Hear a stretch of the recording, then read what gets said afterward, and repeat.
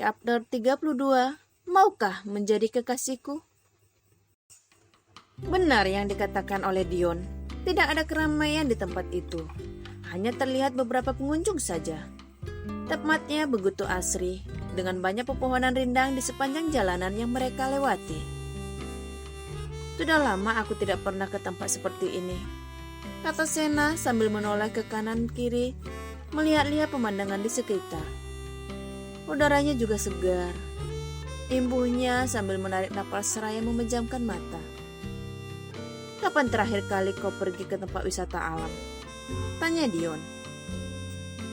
Entahlah, aku lupa. Yang jelas sudah beberapa tahun yang lalu. Sudah lama sekali, jawabnya. Nanti, kalau kau mau sering-sering ke sini ingin sekedar melepas penat, jangan ragu untuk bilang padaku ya. Aku siap temani kapanpun. Tawar Dion seraya tersenyum tulus. Oh ya, benarkah itu? Rasanya tidak mungkin orang jahil sepertimu mau mengantarku kapan saja. Tanya Sena dengan nada mengejek. Kenapa sih? Kok ini susah sekali percaya padaku? Memangnya aku terlihat bercanda ya? Dion sedikit kesal karena di saat ia serius, Sena malah mengejeknya. Ya bagaimana aku bisa percaya kalau mengingat apa yang sudah kau lakukan padaku dulu? Apa perlu aku mengingatkan? Itu kan dulu. Sekarang sudah tidak akan seperti itu lagi. Aku janji.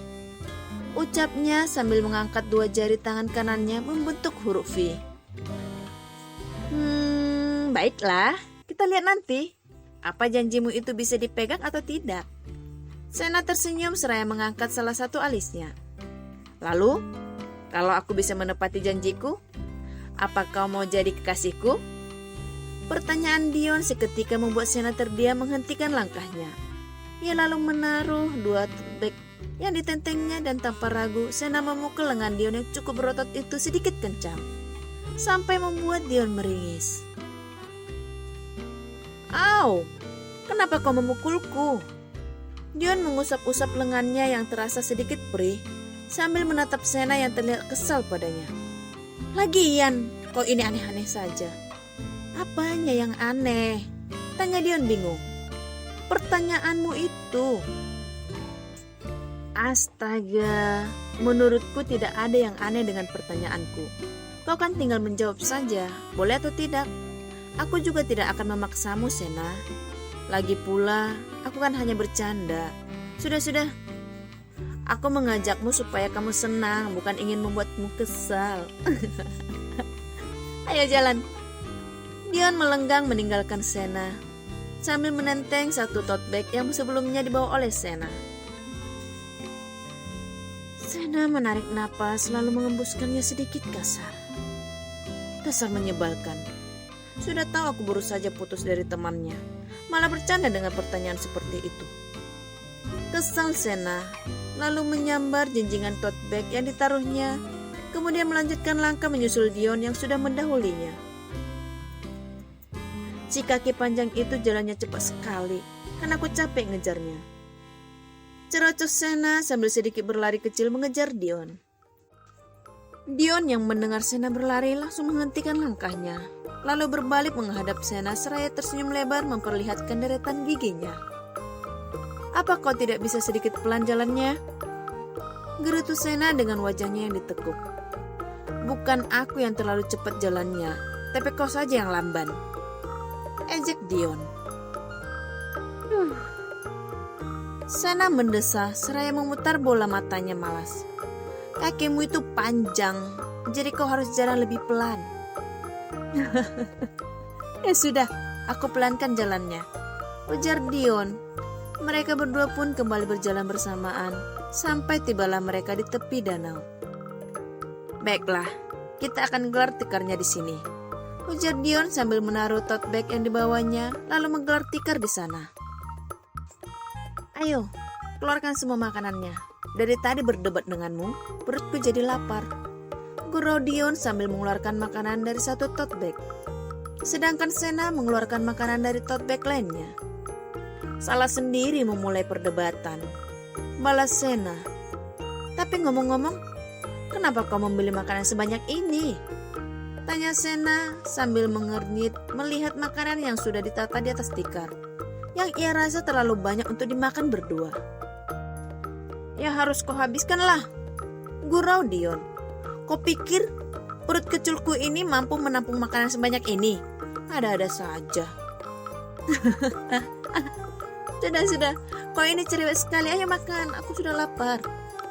Ajak Dion sambil membuka tutup tempat fried chicken, kemudian mengambil satu potong lalu memakannya. Sedangkan Sena lebih memilih memakan burger. Sebenarnya tidak bagus makan terlalu banyak junk food, tapi ini enak. Celutuk Sena dengan mulut yang penuh dengan makanan. Itulah, yang dilarang itu biasanya enak-enak. Seperti lagunya Pak Haji. Kau pasti tahu lagunya kan? Oh jelas.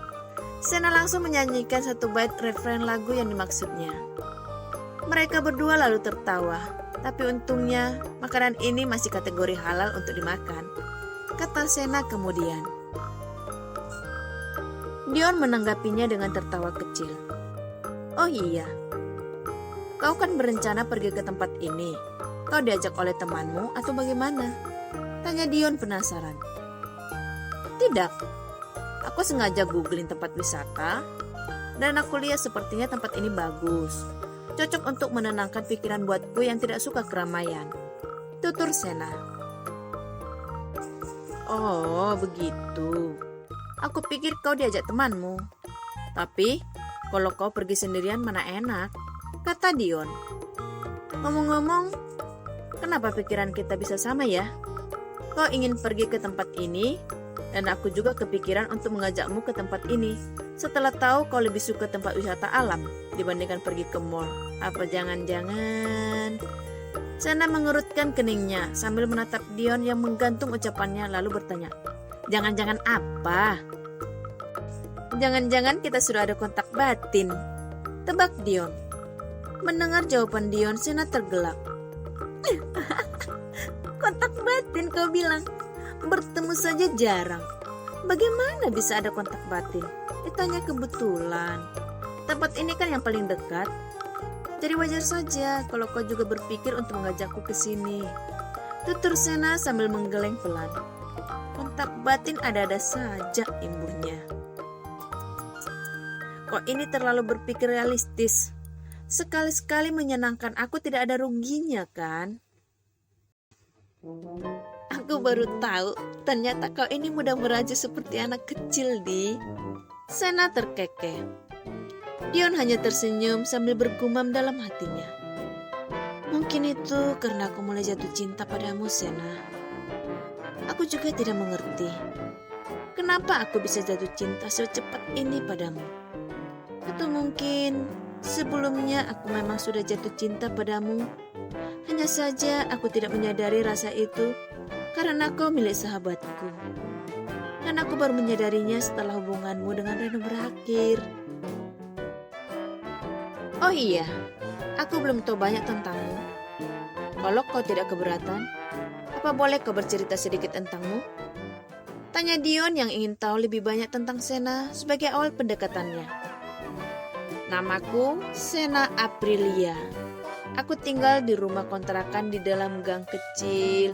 Ih, bukan yang seperti itu, potong Dion. Aku bercanda. Tidak ada yang menarik dariku untuk dibahas. Mungkin kau juga akan bosan mendengarnya, kata Sena. Tidak, kan aku yang minta kau bercerita. Aku ingin tahu lebih banyak tentangmu saja. Tidak salah kan?